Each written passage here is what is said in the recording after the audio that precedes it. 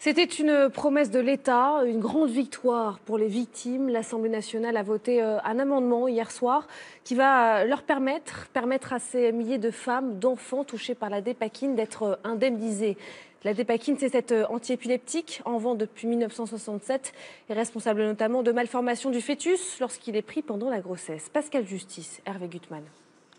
Qui est pour? Qui est contre? Il est adopté à l'unanimité.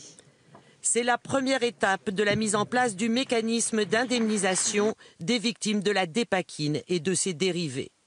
La ministre de la Santé a même proposé une dotation de 10 millions d'euros pour les premières indemnisations en 2017. 10 millions, c'est pour marquer, peut-être un peu symboliquement, qu'on engage le processus.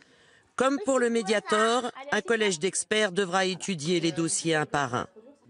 Les familles de victimes sont satisfaites car leurs enfants souffrent de retards mentaux et de troubles autistiques qui nécessitent des prises en charge onéreuses. Justement, qu'est-ce que ça pourrait changer concrètement pour ces familles? Par exemple, payer cette tierce personne qui va pouvoir rééduquer les troubles autistiques des enfants, assurer leur avenir, parce que souvent, à l'âge adulte, malheureusement, ils ne sont pas autonomes, ils n'arrivent pas à se préparer à manger, ils n'arrivent pas toujours à gérer un budget, tout ça. Donc cette tierce personne est absolument nécessaire dans leur quotidien. Et ça va pouvoir, nous, parents, être soulagés, se dire que le jour où on ne sera plus là, ils pourront quand même ne pas vivre dans la misère. Donc ça, c'est très important. C'est une première étape très satisfaisante et le texte retenu est très important, très intéressant, notamment en ce qu'il dit que c'est le laboratoire qui doit payer en premier.